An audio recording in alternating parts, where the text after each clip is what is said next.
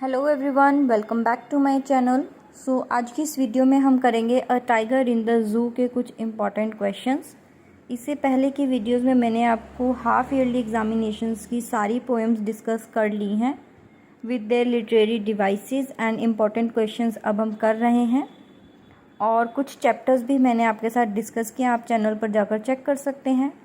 अब हम अपनी आज की वीडियो स्टार्ट करते हैं और हमारा पहला क्वेश्चन है, A tiger in the poem A Tiger in the Zoo has some limitations. Describe them in contrast to neutral habitat. तो हमें ये बताना है कि जो ज़ू में टाइगर होता है वो जो एक नेचुरल यानी जंगल में जो टाइगर रहता है उससे कैसे डिफरेंट है। हमारी सारी पोएम ही इसके ऊपर बेस है, हमने उसको एक डीप एक्सप्लेनेशन करा है। तो अब हम उसको क्वेश्चन की फॉर्म में याद करेंगे, तो हम उसमें लाइंस कैसे लिखेंगे तो वो अब आप देखिए। A tiger in the zoo was confined to a small space. He was angry that he couldn't be free to move, hunt and do what he pleased. He was forced to be a showpiece, and the cage's bars obstructed his view of the starry night. This was all unlike his neutral habitat where he hunted fiercely and slept fitfully.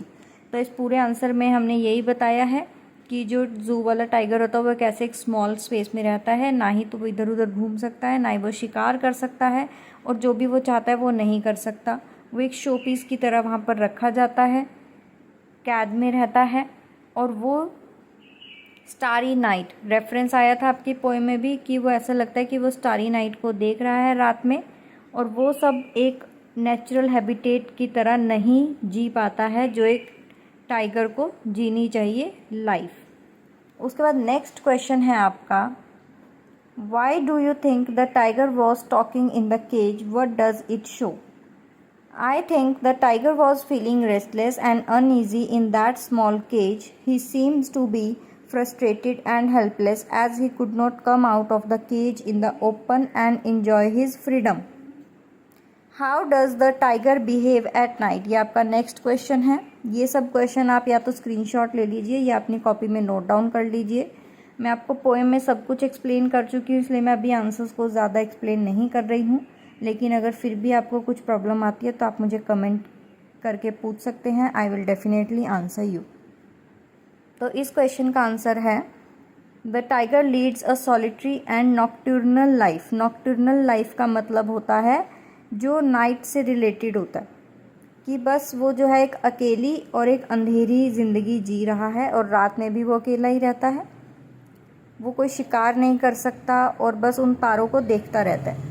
With better vision at night than during the day, और रात को उसको थोड़ा सा better vision भी दिखने को मिलता है क्योंकि वो तारों की तरफ देखता है। It also relies on its exceptional hearing to hunt after sunset. The feline's prey are also more active during the night. Feline's prey क्या होती हैं?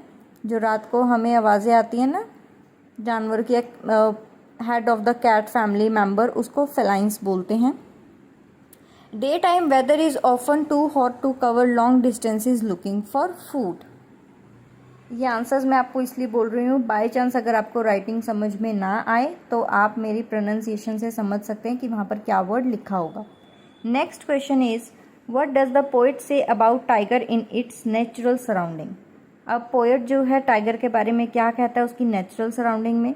The tiger thinks that the tiger should be in the jungle in its natural habitat. यहाँ पर the tiger thinks नहीं आएगा, the poet thinks. He should be moving in the long grasses near a water hole. He should lurk in shadow to hunt the plump deer for his food. Next question is, where is the strength of the tiger and how does he treat the visitors? His immense strength is of no use to him as he is put behind the bars. He only stalks the length of his cage. He ignores the visitors who came to see him after buying their tickets.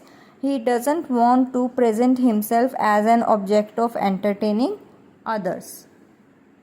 Next question is, How does the poet contrast the tiger in the cage with the tiger in the forest? The poet begins by saying that the tiger has only a few steps to walk around in his cage. He contrasts this with the vast areas of land the tiger should be lurking in around the jungle. The poet further says that the tiger should be sliding through the long grass in the will.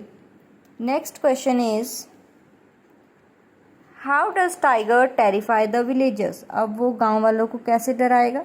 The tiger makes his presence being felt by snarling around the houses at the jungle's edge and by baring his white fangs and claws.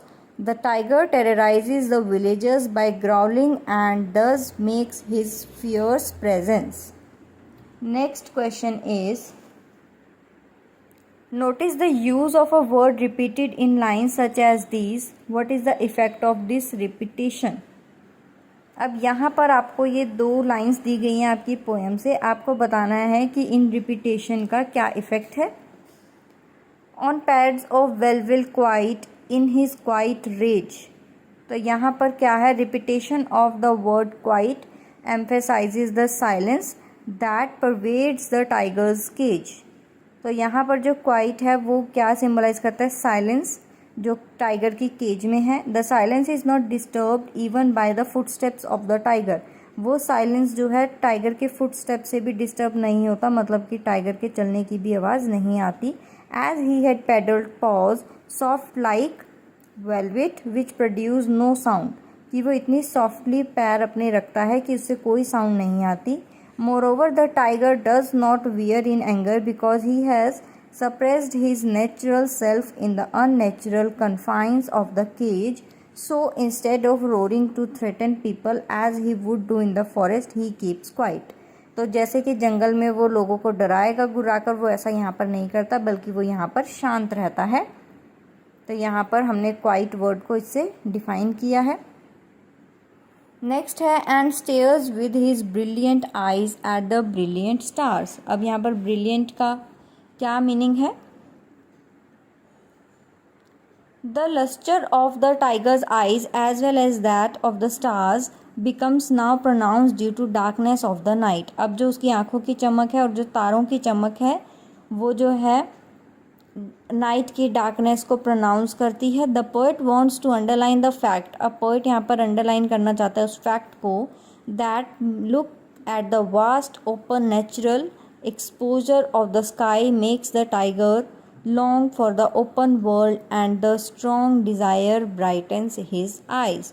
The repetition of brilliant emphasises the tiger's yearning to be in the world of neutral represented by the bright.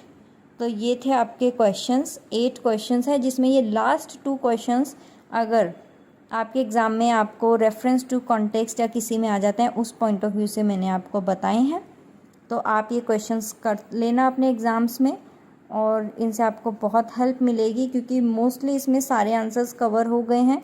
बाकी अब 10th class में as it is कुछ नहीं आता.